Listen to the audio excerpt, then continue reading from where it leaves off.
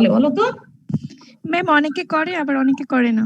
অনেকে করে অনেকে করে না, তাই না? আচ্ছা ঠিক আছে, আমি হচ্ছে মানে ভিডিও অন থাকলে একটু হচ্ছে আমার ডিস্ট্রাকশন হয়, হ্যাঁ? তা আমি মানে শুধু কথা বলে যে বোঝাই একজন ইনভিজিবল পারসন কথা বলছে এবং তোমাদেরকে হচ্ছে বোঝাচ্ছে, মানে ডাজ দ্যাট হেল্প? বোঝা যায় তো নাকি?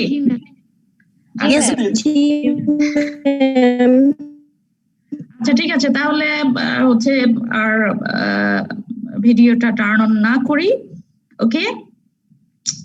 তো আমার আজকের যে টপিক, প্রথম টপিক, হ্যাঁ, সেটা হচ্ছে মোল্টিং। দেখতে পাচ্ছো? Yes, ma'am. Yes, ma'am. আচ্ছা, খুবই ইন্টারেস্টিং টপিক, বুঝতে পেরেছো? তো আমি হচ্ছে আস্তে আস্তে শুরু করব। আই হোপ যে তোমাদের কাছে হচ্ছে ওকে, মোল্টিং অফ ইনসেক্ট, ঠিক আছে? এই শব্দটা এর আগে কখনো শুনেছো? মোল্ট বা মোল্টিং? আচ্ছা, শুনেছিলে, বায়োলজিতে হয়তো বা কখনো তোমরা এটা শুনেছো, ঠিক আছে? এখন দেখো, আমি এখানে কি দেখতে পাচ্ছ? দুইটা ইনসেক্ট দেখা যাচ্ছে না Yes, ma'am. আচ্ছা, Yes, ma'am. উপরে হচ্ছে গ্রাস হপার, ওকে, আর নিচের যে ইনসেক্টটা এটা হচ্ছে সিকাডা। তো ওরা দেখো কি করছে, গ্রাস হপারটা কি করছে বা সিকাডাটা কি করছে, মানে পুরাতন একটা খোলস বা স্কেলেটন বা কিউটিকল বা ইন্টেগুমেন্ট যাই বলো না কেন, সেখান থেকে বেরিয়ে, ঠিক আছে, নিচের যে সিকাডা সেই ইনসেক্টটাও কিন্তু কি করছে, মানে পুরাতন যে ওল্ড এক্সোস্কেলেটন বলো অথবা ইন্টেগুমেন্ট বলো অথবা কিউটিকল বলো, একই কথা, ওটা ছেড়ে সে হচ্ছে বাইরে বেরিয়ে আসছে, ঠিক আছে? এই যে প্রসেসটা, এটার নামই হচ্ছে মোল্টিং। বোঝাতে পেরেছি আমি? Yes, ma'am. Yes, ma'am. এটা হচ্ছে আমি একদম নন সায়েন্টিফিক ভাষায় একটা ছবি দিয়ে একেবারেই ধরো মানে একদম লেম্যান আমজনতাকে যেভাবে ব্যাখ্যা করে, even if your grand mother can understand, এইভাবে আমি বলেছি, ঠিক আছে?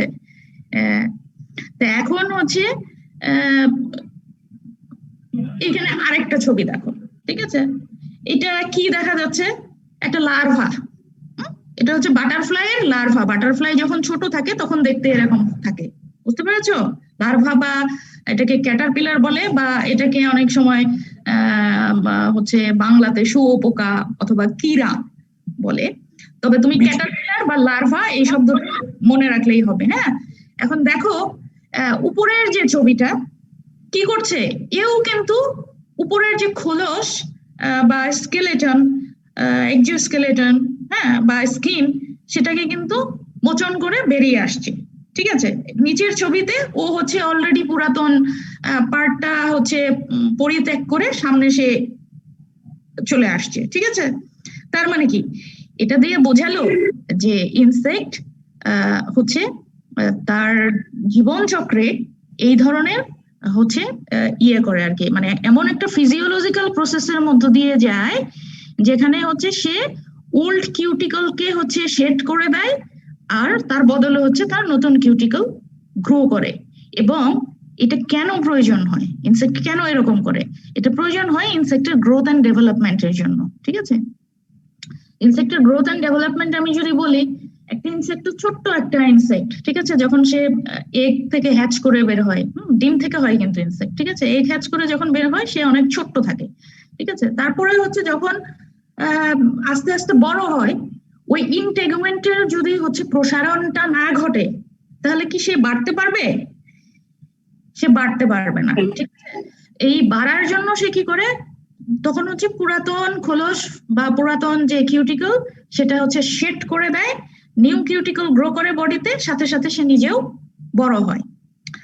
খুব সিম্পল ফর্মে আমি কি বোঝাতে পেরেছি what does moulting mean and why moulting occurs in insect?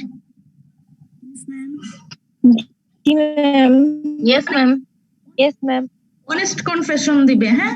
যে বুঝতে পেরেছো কি বুঝতে পারোনি, কারণ এই জিনিসগুলো এত সিম্পল অথচ আমাদের স্টুডেন্টরা শুধু মুখস্থ করে যায়, কনসেপচুয়ালাইজ করতে পারে না। ধরো তোমাকে আমি জিজ্ঞেস করলাম what do you mean by moulting, তুমি সেটা বললে, আবার পরীক্ষায় সেটা লিখলে, হ্যাঁ পারপাস অফ মোল্টিং লিখলে, কিভাবে মোল্টিং হয়, ইচ অ্যান্ড এভরিথিং তুমি হচ্ছে মেমোরাইজ করেছো and you answered in the examination and you get very good marks। কিন্তু আলটিমেটলি কি জানো, দুঃখের বিষয় হলো যখন ফেস টু ফেস জিজ্ঞেস করি বা আলোচনা করি তখন দেখা যায় যে এগুলো শুধু মুখস্থই লিখেছো, এটা আসলে কনসেপচুয়ালাইজ মানে আসল ব্যাপারটা কি সেই জিনিসটা বুঝতে পারোনি। তো আমার উদ্দেশ্য হলো যে হচ্ছে এরকম হচ্ছে আমি খুব সিম্পলার ওয়েতে বলবো যাতে তুমি তোমার নিজের মতো করে লিখতে পারো। হ্যাঁ, আমি হচ্ছে কিছু ম্যাটেরিয়ালস প্রোভাইড করবো বা আমার স্লাইডে লেখা থাকবে, তোমরাও সেগুলো দেখে লিখবে, ইটস ট্রু, বাট টেবিলে বসে বসে ঝুঁকে ঝুঁকে মুখস্থ করার কিছু নেই। এটা বুঝবে প্রসেসটা, তারপর ইংরেজিতে নিজের মতো করে লিখে ফেলবে। ওকে ম্যাম, হ্যাঁ ম্যাম মোল্টিংটা কি নির্দিষ্ট কোনো এজ পর্যন্ত হবে ইনসেক্টের? আচ্ছা, আমি আসতেছি, এটা খুব ইন্টারেস্টিং লেকচার, আমি তোমার সব আনসার দিব, ঠিক আছে? এখন দেখো, ঠিক আছে, এখন আমি যদি বলি মোল্টিংটাকে, এতক্ষণ আমি বলেছি খুব মানে একদম সিম্পল সহজ ভাষায়, এখন আমি যদি আমার হচ্ছে সায়েন্টিফিক ল্যাঙ্গুয়েজে সুন্দর করে বলি, সেটা হচ্ছে moulting is a physiological process, okay, of shedding and replacing an old cuticle with a new and larger cuticle। বুঝতে পেরেছো? মানে মোল্টিং এমন একটা ফিজিওলজিক্যাল প্রসেস যার মাধ্যমে ওল্ড কিউটিকলটা শেড হয়ে যাবে, হ্যাঁ, এবং সেখানে একটা রিপ্লেসমেন্ট ঘটবে নিউ এবং লার্জার কিউটিকল দিয়ে। কারণ ইনসেক্ট যেহেতু বড় হয়েছে, হ্যাঁ, আস্তে আস্তে গ্রো করছে, সেই কারণেই তো সে হচ্ছে পুরাতন হচ্ছে কিউটিকল দিয়ে সে আর নিজেকে জড়িয়ে রাখতে পারছে না, সেই কারণেই কিন্তু সে শেড করছে। বুঝতে পেরেছো? তার মানে this is a physiological process of shedding and replacing an old cuticle with a new and larger cuticle, okay? এখন purpose of molting, why molting occurs?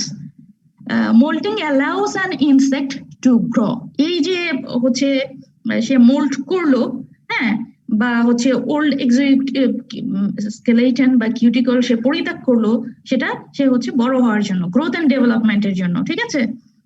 তো পারপাস অফ মোল্টিং বললে, হ্যাঁ, তুমি এক কথাই বলবা যে insect require molting process for growth and maturation, okay? এখন দেখো ম্যাডাম, একটা কোশ্চেন ছিল। Yes please go ahead.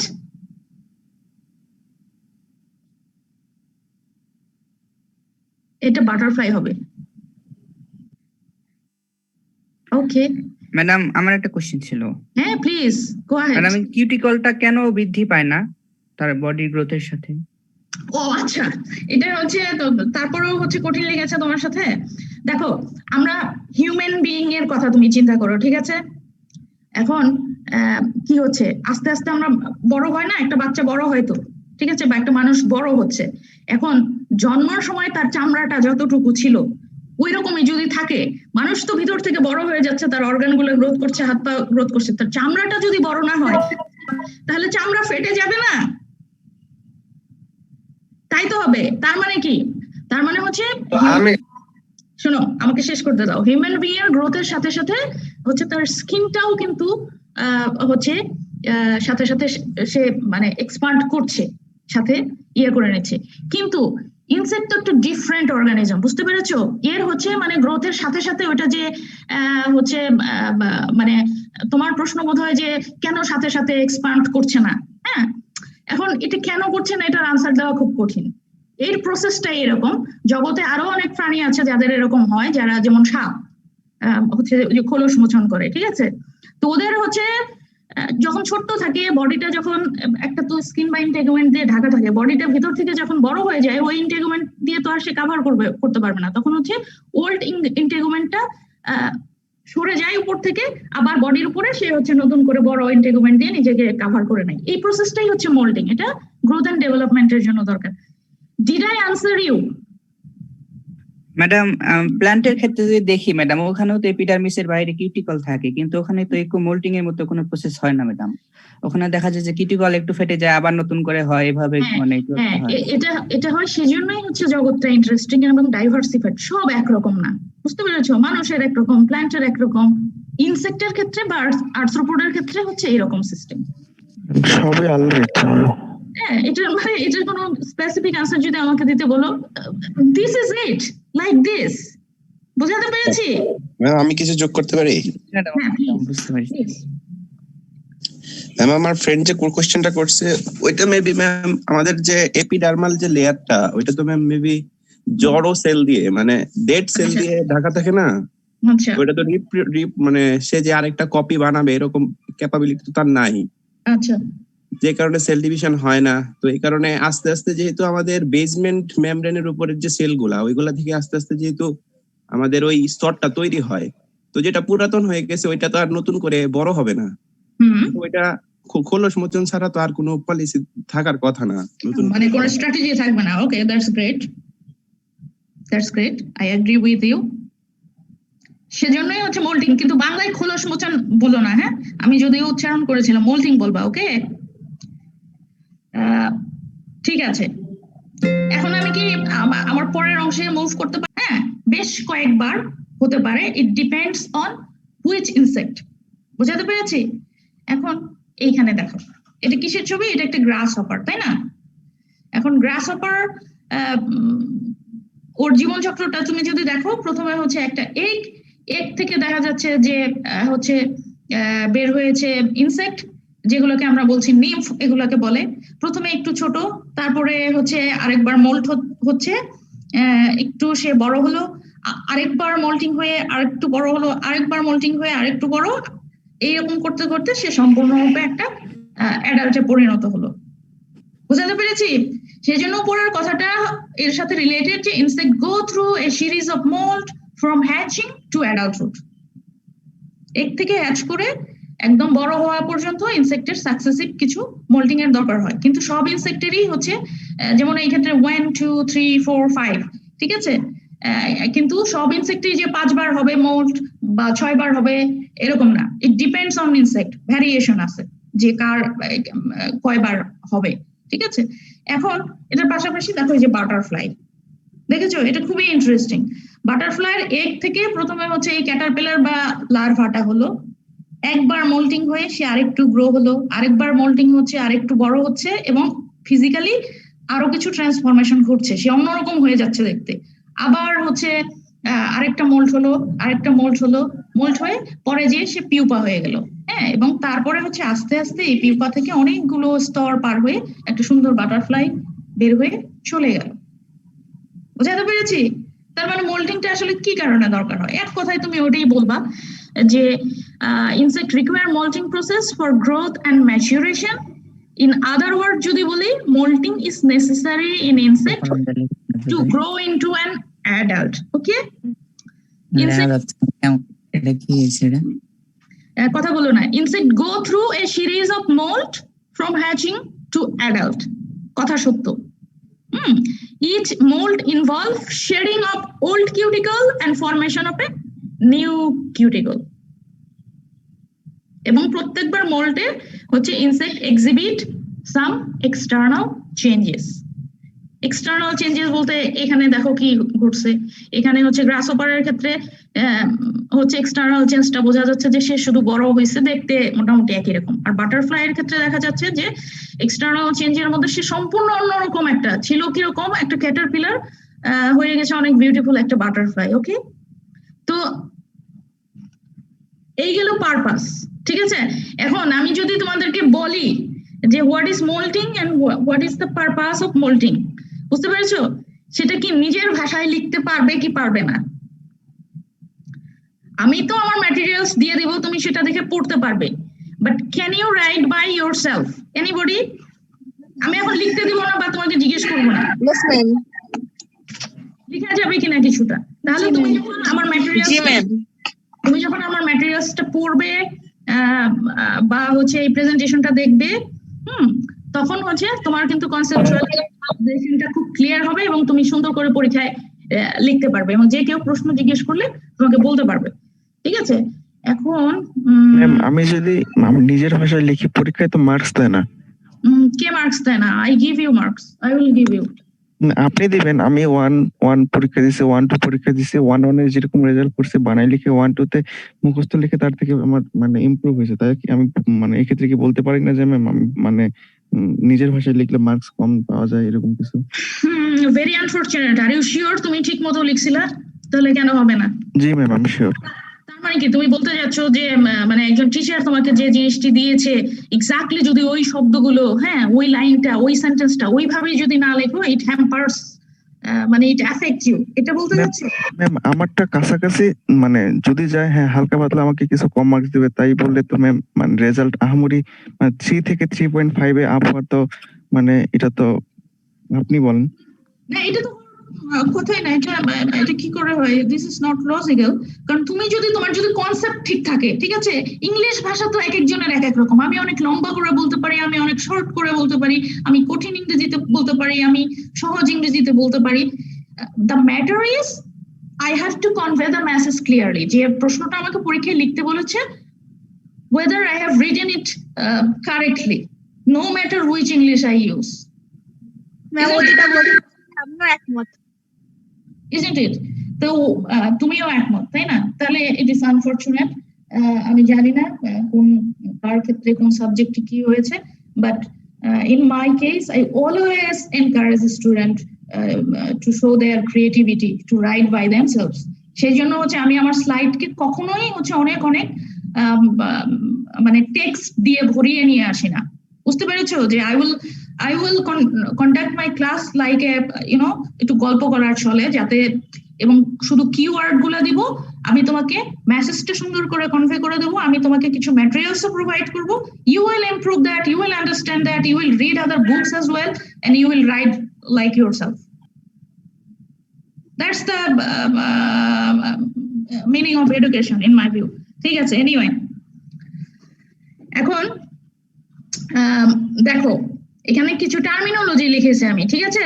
এটা খুব ঝটপট, এটা মনে রাখো। একটা হচ্ছে এক্সুভি, হ্যাঁ ওই যে একটা ইনসেক্ট যে মোল্টিং করে একটা ইম্যাচিউর স্টেজ মোল্ড করে যে আরেকটা স্টেজে পৌঁছালো, তাহলে মোল্টের পরে যে জিনিসটি থাকলো ওল্ড কিউটিকল যেটা সে সেট করে দিল, সেটাকেই বলে এক্সুভি, ঠিক আছে?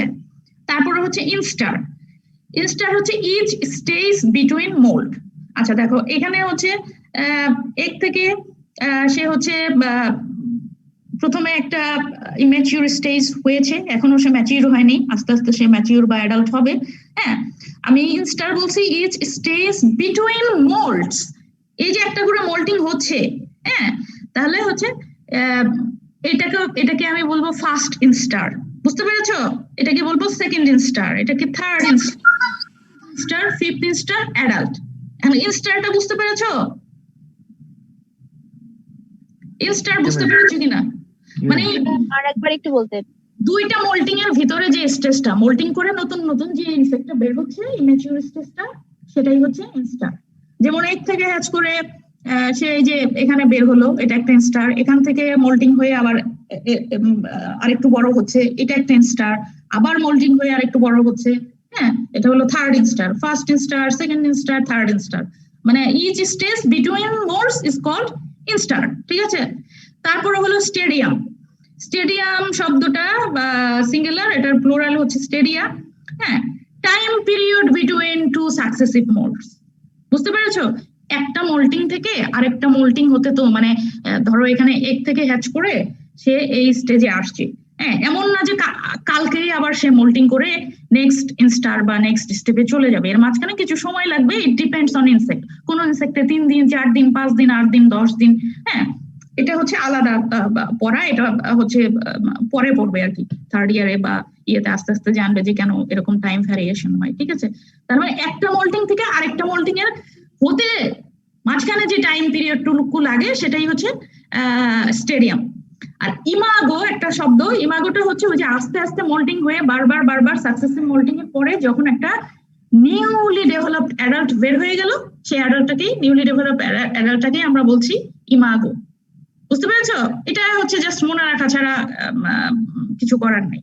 ওকে এখন ইমাগো ইমাগো, IMAGO, ইমাগো। ঠিক আছে, এখন আমাকে একটু পিছনে ফিরে যেতে হবে। মোল্টিং প্রসেসটা তুমি যদি বুঝতে চাও তাহলে তোমার ইন্টেগুমেন্টটা হচ্ছে একদম হচ্ছে মাথার ভেতরে ক্লিয়ারলি থাকতে হবে, তা না হলে যখন তুমি ওই প্রসেসটা করবে তখন তুমি বুঝতে পারবে না। বুঝতে পেরেছো? বাই দ্য ওয়ে, গতকালকে আমি হচ্ছে ম্যাটেরিয়ালস দিয়েছি, সেটা পেয়েছো? জি ম্যাম।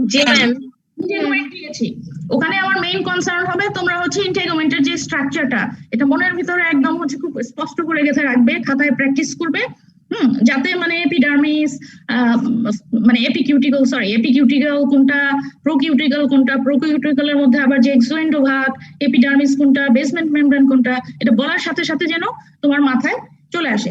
তো সংক্ষেপে আমি যদি রিক্যাপ করি, উপরের যে লেয়ারটা সেটা এপিকিউটিক্যাল, এপিকিউটিক্যাল এর পরে হচ্ছে প্রোকিউটিক্যাল আসলে দুই ভাগে বিভক্ত, একটা হচ্ছে এক্সোকিউটিক্যাল আর একটা এন্ডোকিউটিক্যাল।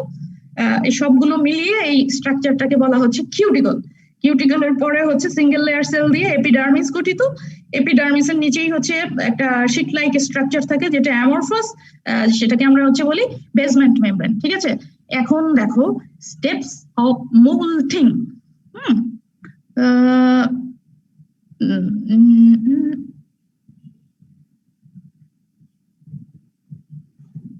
জাস্ট আ সেকেন্ড, হ্যাঁ।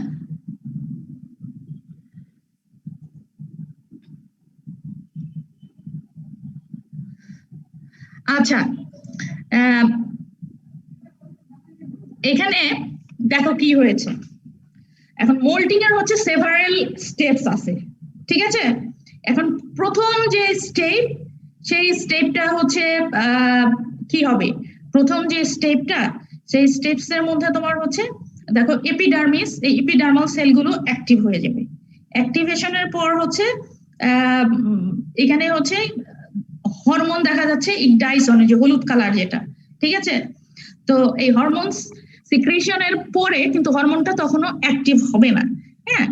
এটা কি করবে, এই সেকেন্ড স্টেপে তুমি যাও, সেকেন্ড স্টেপে হচ্ছে এপিডার্মাল লেয়ারটা হচ্ছে আলাদা হয়ে যাবে হচ্ছে উপরের কিউটিকুলার লেয়ার থেকে, মানে আমি সেকেন্ড মাঝখানের যে ছবিটা, হ্যাঁ। আর এই মাঝখানে যে স্পেসটা ক্রিয়েট হবে, হ্যাঁ, এই স্পেসটার ভেতর দিয়ে হচ্ছে হরমোনাল ফ্লুইডটা চলে যাবে। বুঝতে পেরেছো? মানে অলরেডি কিন্তু তোমার উপর থেকে ওল্ড কিউটিকলটা কিন্তু আলাদা হয়ে যাচ্ছে, বোঝাতে পেরেছি? ম্যাম আরেকবার বলুন। এটা হচ্ছে কিউটিকল থেকে আলাদা হয়ে যাবে। এই আলাদা যখন হবে, মাঝখানের এই প্লেসে দেখো এখানে থাকবে হচ্ছে ওই ইয়েটা হরমোন বা মোল্টিং ফ্লুইডটা চলে যাবে, ঠিক আছে। তাহলে কি হচ্ছে, নিচে এপিডার্মিসটা নিচে থাকলো, উপরে হচ্ছে কিউটিকলটা কিন্তু তোমার আলাদা হয়ে যাচ্ছে, মানে পুরাতন কিউটিকলটা উপর থেকে চলে যাচ্ছে। আর পুরাতন কিউটিকলটা চলে শুধু গেলেই তো হবে না, তাহলে কি হবে, মাঝখানে কিন্তু এই যে নিউ কিউটিকলটা আবার হচ্ছে গঠিত হতে হবে, হ্যাঁ। ওই হরমোন যখন পুরো দমে অ্যাক্টিভ হয়ে যাবে এবং নিউ এপিডার্মাল, এই এপিডার্মিস করবে কি, সে নতুন করে হচ্ছে আবার কি বলে ইপিকিউটিকল এবং হচ্ছে এক্সোকিউটিকল এবং এন্ডোকিউটিকল সবই হচ্ছে সিক্রেশন করবে, করলে একটা হচ্ছে নিউ কিউটিকল তৈরি হয়ে যাবে, যেখানে যে নিউ কিউটিকুলার লেয়ার এটা লেখা আছে। আর উপর থেকে হচ্ছে তোমার কি হবে, ওই যে আলাদা হয়ে যে ওল্ড কিউটিকলটা ছিল সেটা হচ্ছে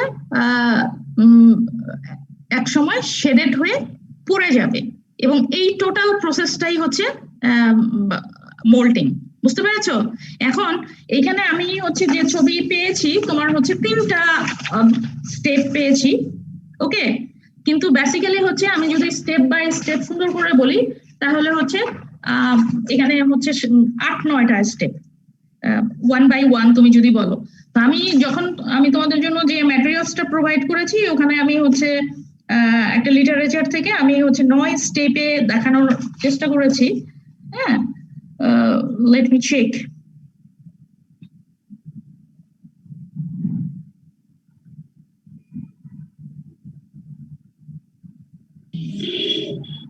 Just a second.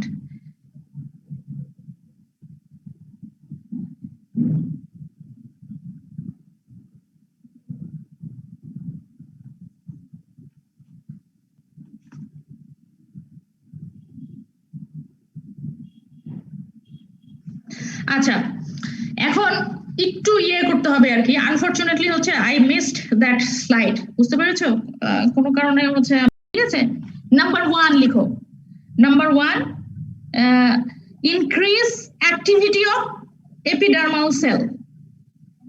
Increase activity of epidermal cell. Number 2 লিখো অ্যাপোলাইসিস। APOLYSIS, অ্যাপোলাইসিস। নাম্বার 2 হচ্ছে অ্যাপোলাইসিস, ঠিক আছে। অ্যাপোলাইসিসটা দিয়ে একটু কোলন দিয়ে লিখতে পারো যে old cuticle separate from epidermis. Old cuticle separates from epidermis.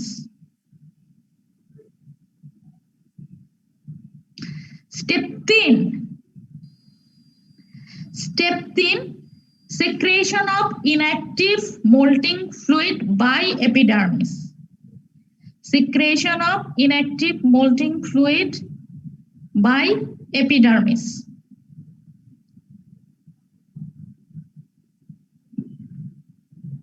Number 4, epidermis produces new epicuticle. শুধু কি শব্দগুলো লিখে রাখো, epidermis produces new epicuticle. Number 5, molting fluid become active. Molting fluid become active and break the old endocuticle. Molting fluid become active and break the old endocuticle. আচ্ছা, full stop দিয়ে ওখানেই লিখো old exo and epicuticle still remains. Old exo and epicuticle still remains. তখন পর্যন্ত old Exo এবং এপিকিউটিকলটা থেকে যায়। Old exo and epicuticle still remains. Okay, এই পর্যন্ত কিওয়ার্ড গুলো একটু লিখেছো? জি ম্যাম। জি ম্যাম। লিখো স্টেপ 6 লিখো epidermis secrete new cuticle. Epidermis secrete new cuticle. Epidermis secrete new cuticle. আচ্ছা, নাম্বার 7 লিখো ecdysis occur. ECDYSIS, ecdysis occur. Ecdysis occur, ঠিক আছে। এখন ecdysis occur মানে বোঝা যাচ্ছে, ecdysis মানে ওখানে কোলন দিয়ে লিখতে পারো যে shedding of old exo and epicuticle, ওটাকে ecdysis বলে। Shedding of old exo and epicuticle, ঠিক আছে। তারপরে স্টেপটা number 8, expansion of new integument. Expansion মানে প্রসারণ। Expansion of new integument. Expansion of new integument. আর নাম্বার 9 হচ্ছে লিখো স্ক্লেরোটাইজেশন, শক্ত হয়ে যাওয়া, sclerite. Sclerotization, SCLERO, sclero, TIZATION, sclerotization and tanning. Tanning মানে ডার্ক কালার হয়ে যাওয়া, TANNING, sclerotization and tanning of new integument. Sclerotization and tanning of new integument, ঠিক আছে। এই 9টা স্টেপ কিওয়ার্ড গুলো লিখছো? জি ম্যাম। আচ্ছা ম্যাম, 1 নাম্বারটা একটু আবার বলবেন, নেটওয়ার্ক প্রবলেম ছিল। 1 নাম্বারটা হচ্ছে increase the activity of epidermal cell. Increase the activity of 3 নম্বরটা। 3 number secretion of inactive moulting fluid by epidermis, ঠিক আছে। ম্যাম 2 নম্বরটা আরেকবার একটু। অ্যাপোলাইসিস ঘটে। অ্যাপোলাইসিসটা হলো old cuticle separate from epidermis. Old cuticle separate from epidermis, ঠিক আছে। জি ma'am. let me work a little bit, ঠিক আছে? Excuse me. By the way, তোমাদের 4 সেকশনে হচ্ছে টোটাল স্টুডেন্ট কতজন আমাকে একটু বলো তো?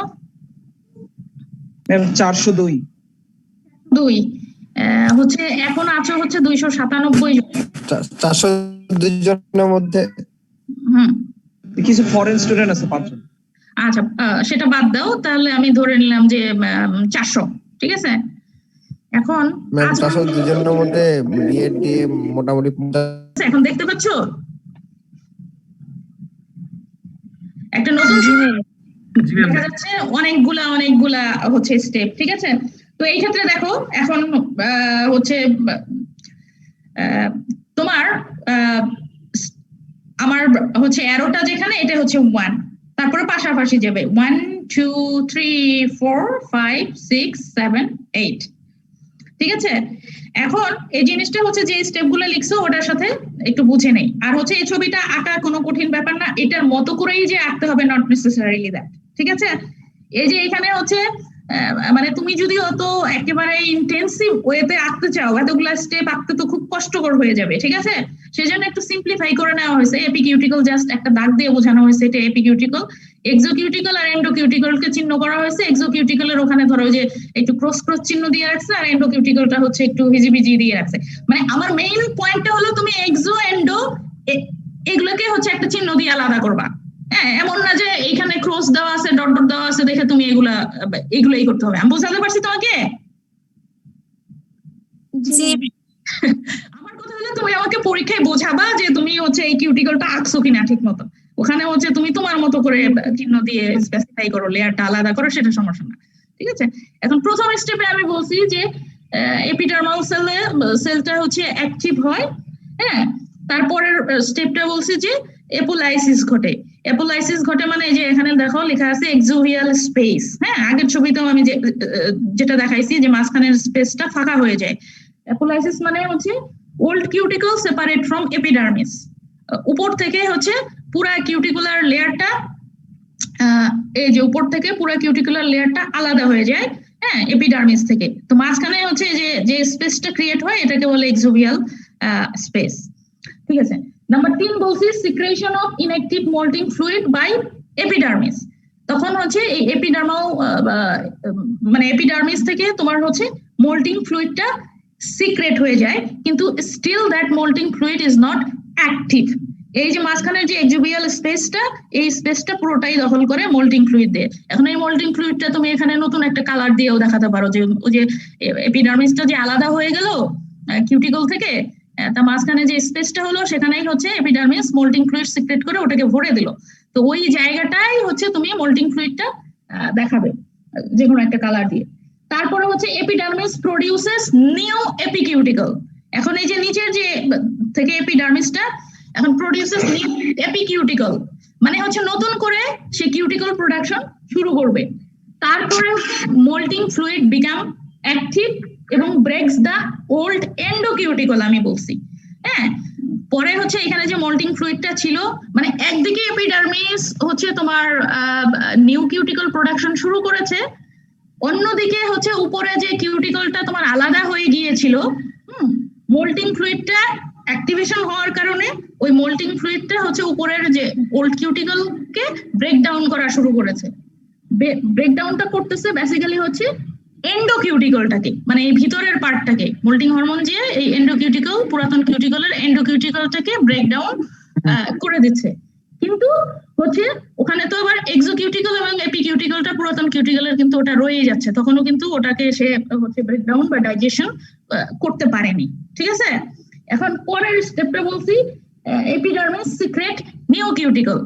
এপিডার্মিস হচ্ছে এই নিউ কিউটিকল সিক্রেট করে মানে টোটালি তখন একটা হচ্ছে ফুল স্ট্রাকচার হয়ে যাবে এপিডার্মিস এবং নিউ কিউটিকল। তাহলে কি হলো? নতুন ইন্টিগুমেন্ট তৈরি হচ্ছে না? আমি মনে হয় খুব কমপ্লেক্স করে বলে ফেলছি কিনা, বুঝতে পেরেছো? আর উপর থেকে কিন্তু হচ্ছে ওই যে কিউটিকল, ওল্ড কিউটিকল গুলো আলাদা হয়ে যাচ্ছে, তার মধ্যে হচ্ছে এন্ডোকিউটিকলটা পুরোপুরি ডাইজেশন বা অ্যাবজর্পশন হয়ে গেছে, ওটা ওখানে থাকবেই না, ব্রেকডাউন হয়ে যাবে হরমোনের কারণে। আর হচ্ছে খোসা আকারে এই হচ্ছে এপি এবং হচ্ছে তোমার এক্সোকিউটিকলটা থেকে যাবে। তারপরে হচ্ছে এই যে দেখো ইকডাইসিস অকার। ইকডাইসিস মানে এই যে উপরের হরমোন যে উপর থেকে যেগুলোকে ডাইজেশন করলো আর একটা স্টেট যে থাকলো এক্সোকিউটিকল এবং এপিডার্মিস, সেটা উপর থেকে হচ্ছে পড়ে যাবে টোটালি, মানে already insect shaded that part. তাহলে কি হলো, নিচে আমি যেখানে অ্যারো রেখেছি এটা একটা এপিডার্মাল সেল এবং তার উপরে হচ্ছে পুরা একটা নতুন কিউটিকুলার লেয়ার। বুঝতে পেরেছো? এখন এই কিউটিকুলার লেয়ারটা এরকম থাকলেই হবে না, এটা হচ্ছে একটু এক্সপান্ড হতে হবে। এক্সপ্যানশন অফ নিউ ইন্টিগুমেন্ট, এখানে ফিজিওলজিক্যাল অনেক কঠিন প্রসেস ঘটে, ওগুলা হচ্ছে অত ডিটেলসে আমি যাব না এবং অত ডিটেলস তোমাদের পরীক্ষায় লেখার দরকারও নাই।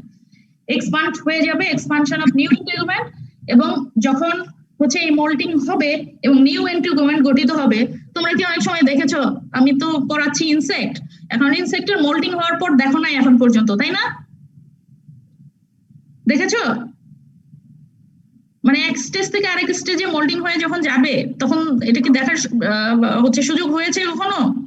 দেখতে পাইনি কখনো। দেখতে পাও নাই কখনো?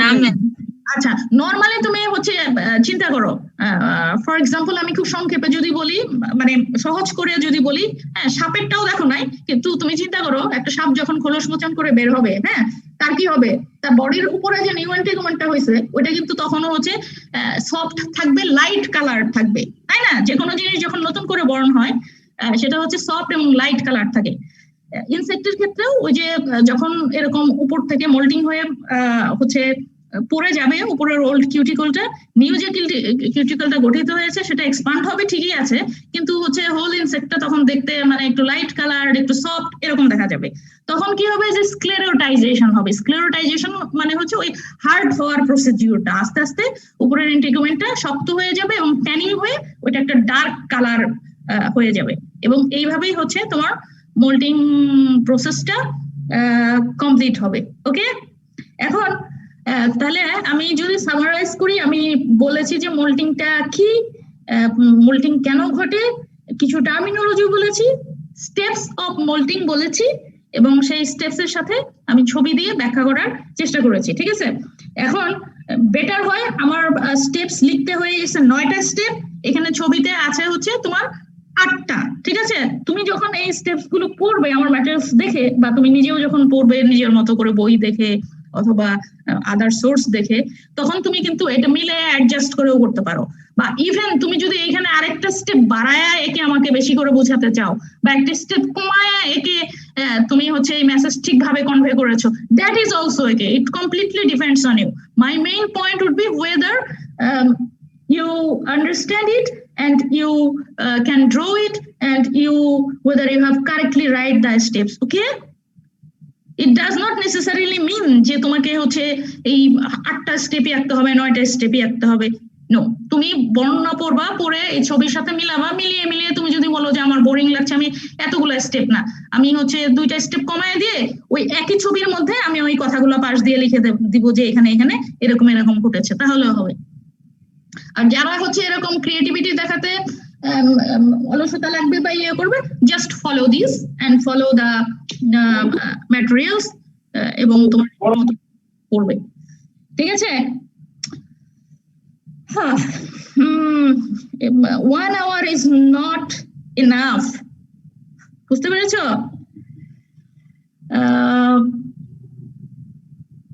তোমাদের হচ্ছে প্রতিদিন কয়টা করে ক্লাস থাকে বলো? 3টা করে। তাহলে তো বাসায় বসে থেকে এই কঠিন সময়ের মধ্যে 3টা করে ক্লাস করা, আবার নেট থাকে না। হ্যাঁ, এখন আমি যদি হঠাৎ করে বলি যে আমাকে একটা ক্লাস তোমরা দিতে পারবে কিনা, মোল্টিং এবং মেটামরফোসিস হচ্ছে খুবই রিলেভেন্ট। আমি মোল্টিং যতটুকু বলেছি বুঝিয়েছি, মেটামরফোসিসটা আমি হচ্ছে খুব অল্প সময়ের মধ্যে শেষ করে দিতে পারতাম, কিন্তু আনফরচুনেটলি সেটা হলো না, কাজে স্টার্ট দিচ্ছি। মেটামরফোসিস ওই আগের ছবিগুলাই দেখো আমি এখানে আবার দিয়ে রাখছি, বুঝতে পেরেছো? এখন মেটামরফোসিসের বাংলা বলতে পারবা কেউ? রূপান্তর। আচ্ছা, রূপান্তর কিসের রূপান্তর? কেমন রূপান্তর? রূপান্তরটা কি হয়ে যাবে? রূপান্তরটা এটাই হবে মেটামরফোসিস। মেটামরফোসিস, মর্ফ মানে কি? মর্ফ মানে অ্যাপিয়ারেন্স বা চেহারা, বুঝছো, আকার আকৃতি। তো এখন এই মর্ফটা চেঞ্জ হয়ে যাবে, এই যে প্রসেসটা সেটাই হচ্ছে মেটামরফোসিস। এখন তুমি আমাকে বলতে পারো যে কিভাবে আপনি বলছেন যে মর্ফ চেঞ্জ হয়ে যাচ্ছে বা ইয়ে হচ্ছে। এখন আমি যদি সিম্পলি বাটারফ্লাইয়ের এক্সাম্পলটা দেই, এই হ্যাচ করার পর সে ছিল একটা ক্যাটারপিলার, সাকসেসিভ মোল্টিং এর মাধ্যমে সে সম্পূর্ণ অন্যরকম পাখাওয়ালা বিউটিফুল একটা বাটারফ্লাই হয়ে গেছে। বোঝাতে পেরেছি? ক্যাটারপিলারের সাথে কোনো মিল নেই। তার মানে এই যে সাকসেসিভ মোল্টিং এর মাধ্যমে গ্রাজুয়াল একটা ইনসেক্টের এই যে চেঞ্জ, একটা মরফের যে চেঞ্জটা হলো, এই যে প্রসেসটা, এটাই হচ্ছে কি? মেটামরফোসিস। Metamorphosis, that's it.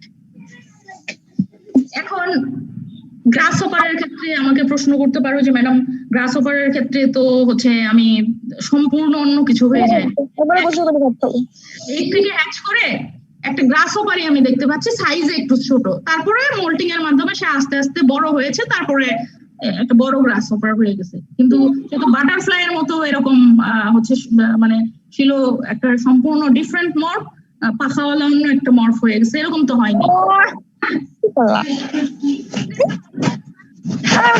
দেখতে পাচ্ছি এখানেও হচ্ছে কি মেটামরফোসিস ঘটেছে মানে ইনসেক্টটা দেখতে ছোটবেলা থেকে বড়বেলা পর্যন্ত একই রকম থাকলেও হ্যাঁ এটা কিন্তু আস্তে আস্তে বড় হয়েছে। তার মানে হচ্ছে সম্পূর্ণ মরফের চেঞ্জ হয় নাই, কিছুটা চেঞ্জ হয়েছে। আমি বোঝাতে পারছি? বাটারফ্লাইতে হয়ে গেছে, কিন্তু গ্রাসহপারের ক্ষেত্রে দেখা গেছে যে এটা সম্পূর্ণরূপে চেঞ্জ হয় নাই। এক থেকে হ্যাচ করার পর যেরকম ছিল এটা গ্রাজুয়ালি চেঞ্জ হয়ে আস্তে আস্তে বড় হয়েছে, শুধু দেখতে ইম্যাচিউর স্টেজ এবং অ্যাডাল্ট স্টেজ দেখতে অনেকটা একই রকম। বাট বাটারফ্লাইয়ের ক্ষেত্রে ইম্যাচিউর এবং অ্যাডাল্ট স্টেজটা দেখতে কোয়াইট ডিফারেন্ট। তার মানে হলো না, এই স্লাইডে আমি যাব না, আমি শেষ করে দিই। তার মানে metamorphosis is the process of transformation from an immature stage to an adult insect through successive mold.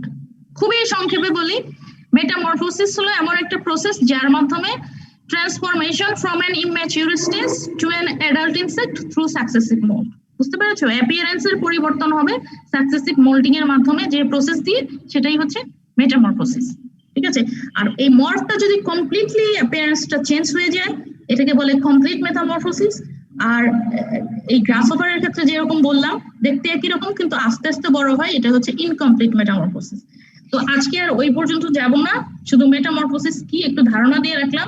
ইনশাআল্লাহ নেক্সট ক্লাসে রবিবার সকালবেলা আমরা হচ্ছে মেটামরফোসিসের টাইপস গুলো পড়বো।